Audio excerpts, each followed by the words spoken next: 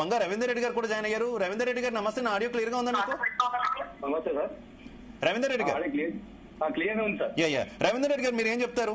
మీరు మొత్తం అన్ని ఉద్యోగ సంఘాలు కలిపి దాదాపు 4-5 డిమాండ్లు ప్రధానంగా పెట్టినప్పటికీ కూడా ముఖ్యంగా పిఆర్సీ అలాగే డిఏ బకాయిలు అయితే ముందుగా అడుగుతున్నటువంటి పరిస్థితి, ఏం చెప్తారు సార్? ఈ రోజు యావత్తు ఉద్యోగులందరూ, రాష్ట్రంలో ఉన్న మొత్తం ఉద్యోగులందరూ ఈ రోజు జేఏసీ ఆధ్వర్యంలో నిరసనలు, మధ్యాహ్న భోజన విరామ సమయంలో నల్ల బ్యాడ్జీలు ధరించి నిరసనలు తెలపడం జరిగింది సార్.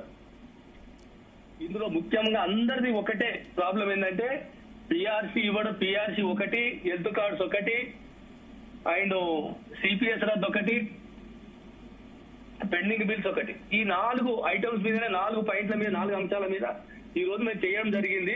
వాస్తవంగా ఏంటంటే పిఆర్సీ 3 సంవత్సరాలు గడిచినప్పటికీ ఇంతవరకు పిఆర్సీ ఇవ్వకపోవడము చాలా బాధాకరము. ఇదే ప్రభుత్వము గత ఎన్నికలలో మేనిఫెస్టోలో ఇచ్చింది, మేము రాగానే పిఆర్సీ ఇస్తాం అని చెప్పడం జరిగింది. పెండింగ్ బిల్స్ అన్ని ఇస్తామని చెప్పింది, డిఏలు శాంక్షన్ చేస్తామని చెప్పింది, ఇవన్నీ కూడా సిపిఎస్ రద్దు చేస్తామని చెప్పింది, ఓపీఎస్ పెడతామని చెప్పారు. ఇవన్నీ కూడా ఏది కూడా ఒక్కటి చేయలేకపోయింది. మేము ఈ గదే గవర్నమెంట్ వచ్చినాక జేఏసీ ఆధ్వర్యంలో మేము అందరము ముఖ్యమంత్రి గారిని కలిసినాము, సిఎస్ గారిని కలిసినాము, అందరినీ కలవడం జరిగి అడిగితే ఏం చెప్పారంటే, ఆ రోజు మేము ఇప్పుడే వచ్చాము, కొద్ది రోజులు ఆగండి, మేము అన్ని ఇస్తాము, అన్ని చేస్తాము, ఇది ఉద్యోగ ఫ్రెండ్లీ గవర్నమెంట్ అని చెప్పారు. కానీ వాస్తవానికి అందులో ఆచరణ దిశగా ఏది ఒకటి నడవలేదు. అన్ని ఇంచుమించుగా అన్ని ఒక 3 డిఏలు మాత్రమే ఇచ్చారు. ఇప్పటికి కూడా 4 డిఏలు ఇంకా పెండింగ్ లోనే ఉన్నాయి. పిఆర్సీ 3 సంవత్సరాలు. ఇప్పుడు ఫర్ ఎగ్జాంపుల్ సార్, మొన్న మా ఫ్రెండ్ జూలైలో మా ఫ్రెండ్ ఒక రిటైర్ అయిండు. ఆయనకు 55 లక్షలు రావాల్సిన బకాయింది. ఆ 55 లక్షలు వస్తే ఆయన బంగారం కొనేవాడు. అప్పుడు బంగారం 85 లక్షలు మాత్రమే, 85 మాత్రమే తులం ఉన్నది. Just 25 July.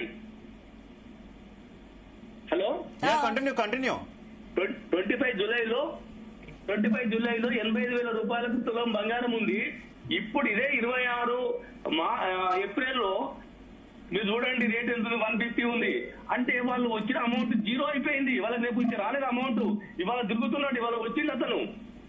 అటువంటి పరిస్థితి ఎంతమందికి, అందరికి అదే విధంగా ఉంది. మీరు బంగారం ఉదాహరణ చెప్పినా చాలా మందికి చాలా అవసరాలు ఉంటాయి. పిల్లల భవిష్యత్తుకు సంబంధించిన అంశాలు ఉంటాయి, ఆరోగ్యానికి సంబంధించినటువంటి అంశాలు ఉంటాయి, ఎమర్జెన్సీ ఇష్యూస్ ఉంటాయి. ప్రభుత్వం గారు చెప్పిన ఉద్దేశం అది కాదు సార్. ఒక ఉద్యోగి రిటైర్ అయిన తర్వాత వాళ్ళ కూతుర్లకు పెళ్లిళ్ళు చేయడానికి నేను కూడా పాజిటివ్ చెప్తున్నాను. సార్ వాళ్ళ కూతురు పెళ్లి కోసం నేను బంగారం కొనేవాడిని, ఇప్పుడు కొనలేని పరిస్థితి. అమౌంట్ వస్తే అప్పుడు తులం వచ్చేది, ఇప్పుడు ఆఫ్ తులం వస్తుంది. అంటే మా అమౌంట్ ఎంత లెస్ అయిపోయింది అనేది, ఒక డిప్రెషన్ ఎంత అయింది అమౌంట్ అనేది వాళ్ళు చెప్తున్నారు సార్. అంటే అదే రోజు అమౌంట్ ఇచ్చినట్టయితే వాళ్ళ బిడ్డ పెళ్లికి అది కొనిపెట్టేవాళ్ళు. ఇప్పుడు కొనిపెట్టలేరు. ఇప్పుడు పెళ్లి చేయాలి ఇప్పుడు అతను. అటువంటి పరిస్థితులు ఉన్నాయి. కొంతమందికి ఎన్నో వ్యాధులు ఉన్నాయి. హాస్పిటల్ పోతే డబ్బులు లేవు, హెల్త్ కార్డులు లేవు. ఇంకా ఒకవేళ నిజంగా అక్కడెక్కడో అప్పో చేసి బిల్లు కట్టి మనం బాగా బిల్లు కట్టి వస్తే రీఎంబర్స్మెంట్ రాదు. అసలు అది మర్చిపోవాలి. ఇక మనం ఆ బిల్లు రాదు, ఏం రాదు. ఇటువంటి పరిస్థితులలో మెదులుతుండ్రు. వాస్తవానికి ఏంటంటే ఎంత పెన్షనర్స్ అయితే చాలా బాధాకరంగా ఉంది. ఇదే అద్మానమైన స్టేట్ మన పక్క స్టేట్ ఆంధ్రప్రదేశ్ 7,000 కోట్లు ఒకేసారి పెండింగ్ బిల్లులను పాస్ చేసింది సార్. అదే చేసినప్పుడు మనది 14,000 కోట్లు ఉంది. మనది ఎందుకు చేయలేదండి? మనది కూడా తప్పకుండా చేయాలి. అదే మేము డిమాండ్ చేస్తున్నాం. ఎందుకంటే ఉద్యోగులు మానసికంగా కృంగిపోతున్నారు. ఎంతో మంది రిటైర్డ్ ఉద్యోగుల బెనిఫిట్స్ అయితే చాలా ఆలస్యం అయ్యాయి. మరి ఏంటి ఉద్యోగుల సమస్యలు పరిష్కరించడానికి ప్రభుత్వం వెంటనే తీసుకోవాల్సిన చర్యలు అంటే ఏం చెప్తారు? వెంటనే తప్పకుండా ఇప్పుడు మనము ఏంటి సిఎస్ గారు, ఫైనాన్స్ సెక్రటరీ, సీఎం గారు, వీళ్ళు ఆర్థిక మంత్రి గారు, వీళ్ళంతా కూర్చొని మాట్లాడి ఎన్నో సోర్సెస్ ఉన్నాయండి. సోర్సెస్ ఎందుకు లేవు? సోర్సెస్ తప్పకుండా ఉన్నాయి. తప్పకుండా వాళ్ళు కూర్చోక వాళ్ళు కనీసం దీన్ని ఏంటంటే సీరియస్ గా తీసుకోవడం లేదు. ఉద్యోగుల సమస్యలను ఈ గవర్నమెంట్ సీరియస్ గా తీసుకోవడం లేదు. ఓన్లీ మాట్లాడడం వరకే ఉన్నది, పని చేయడం లేదు. మాకు వచ్చి మేము వాస్తవానికి ఏంటంటే ఈ గవర్నమెంట్ వస్తే మేము బాగుపడతాం, మాకు అన్ని కోరికలు తీరుతాయి, మాకు అన్ని వస్తాయి అని మేము అనుకున్నాం. కానీ ఆ చేయ పరిస్థితి ఉన్నది. అన్ని అలాగే ఉన్నాయి. ఒక్క బిల్లు పాస్ కావడం లేదు. ఒక్క సాలరీ కనుక చేసుకోక మనం నెక్స్ట్ మంత్ చేసుకున్నాం అనుకోండి, ఇక జీవితంలో రాలేదు, మళ్ళీ పెండింగే. ఇలాంటి పరిస్థితుల్లో ఉన్నారు. హెల్త్ కార్డు లేవు, ఇంకా ఓన్లీ పెన్షన్స్ అంటారు సార్. పెన్షన్స్ ఎమ్మెల్యేలు తీసుకుంటున్నారు. మరి మాకెందుకు ఇవ్వరు? మేము 61 సంవత్సరం పనిచేస్తున్నాం. మాకు పెన్షన్స్ ఎందుకు ఇవ్వరండి? మాకైతే వాళ్ళకైతే భారం పడదు, కానీ మాకు భారం పడుతుందా? ఏమంటే భారం పడుతుందా? వంగారు రవీందర్ రెడ్డి గారు, ఓకే, మనతో పాటు టీఆర్టీయూ అధ్యక్షులు కటకం రమేష్ గారు కూడా జాయిన్ అయ్యారు. రమేష్ గారు నమస్తే. ఒక పక్క మీరు పెట్టినటువంటి డిమాండ్లన్నీ కూడా చాలా న్యాయబద్ధమైనవి, ప్రభుత్వం రెస్పాండ్ కావాలి. కాకపోతే ప్రభుత్వం ఇస్తున్న ప్రభుత్వ వాదన ప్రభుత్వం కూడా చెప్తుంది, రాష్ట్ర ఆర్థిక పరిస్థితి అంటూ కూడా చెప్తుంది. అఫ్ కోర్స్ మనతో పాటు రవీందర్ రెడ్డి గారు ఇందాక మాట్లాడినప్పుడు కూడా ఆయన చెప్పారు, ఎమ్మెల్యేలు వీళ్ళంతా కూడా పెన్షన్లు తీసుకుంటున్నారు, మాజీలంతా కూడాను, వాళ్ళకి లేని ఇబ్బంది మాకేంటంటే ఆయన ఒక క్వశ్చన్ రైజ్ చేశారు. మీరేం చెప్తారు? ముఖ్యంగా చీఫ్ సెక్రటరీ వైఖరిని కూడా కొంతమంది ఉద్యోగులు తప్పుపడుతున్న పరిస్థితి కదా. అంటే ఉద్యోగ సంఘాలన్నీ వెళ్ళినప్పుడు కనీసం కూర్చొని మాట్లాడే పరిస్థితి కూడా లేదు అనేటటువంటి ఆవేదన వ్యక్తం చేస్తున్నారు. ఏం చెప్తారు? ఇప్పుడు ఇష్యూలో చీఫ్ సెక్రటరీ కూర్చోబెట్టిండా లేడా అనే దానికన్నా ఇవాళ రాష్ట్ర జేఏసీ మన రాష్ట్ర నాయకత్వం గతంలో లేని రకంగా ఇవాళ రాష్ట్రంలోని ఉపాధ్యాయ పెన్షనర్లందరినీ కూడా 206 సంఘాలతో ఒక ఆర్గనైజేషన్ పెట్టిన తర్వాత దాదాపు 2 సార్లు రాష్ట్ర జేఏసీ ప్రోగ్రామ్ ఇవ్వడం జరిగింది.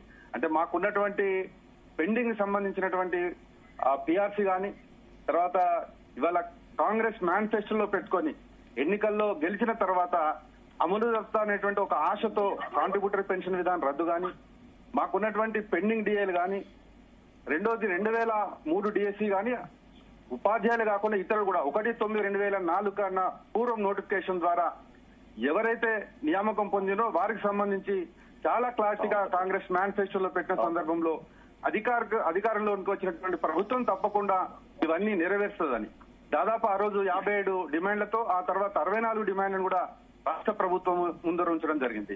దీనిలో ఉన్నటువంటి అన్ని కూడా ఆర్థిక పరమైనటువంటి కూడా కావు, ఆర్థికేతరమైన అంశాలు కూడా ఉన్నాయి.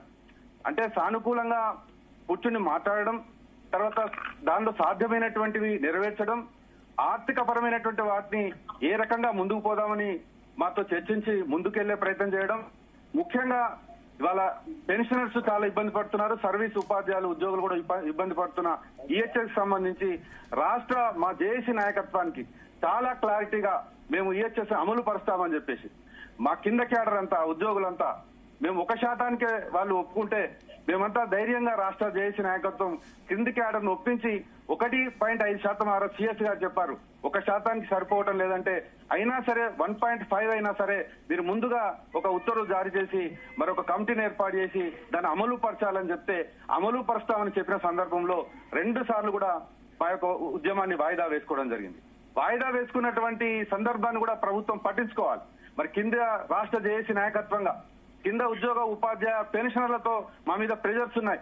ఒక పక్క మేము ఏం చేస్తలేమని చెప్పేసి ఉద్యోగ సంఘాల నాయకుల్ని ఉద్యోగస్తులు నమ్ముతున్నారా? ఆ పరిస్థితి ఉందా గ్రౌండ్ లెవెల్లో? మీ మీదే కొన్ని అనుమానాలు వ్యక్తం చేస్తున్నారు, ప్రభుత్వంతో లాలూచి పడ్డారు అనేటటువంటి సందేహాలు కింది స్థాయి ఉద్యోగులంతా కూడా వ్యక్తపరుస్తున్నారని కొంతమంది ఉద్యోగ సంఘాల జేఏసీ నాయకులు కూడా ఆవేదన చెందుతున్నారు కదా. అటువంటి పరిస్థితి ఏం లేదు. రాష్ట్ర జేఏసీ ఎప్పటికప్పుడు సమావేశాలు పెట్టుకొని వాస్తవ పరిస్థితులను పెట్టింది. ఏకాఏకిన ఒక ఫీల్డ్ మీదకి ఉద్యమాన్ని తీసుకొని పోయే ముందు సామధాన భేద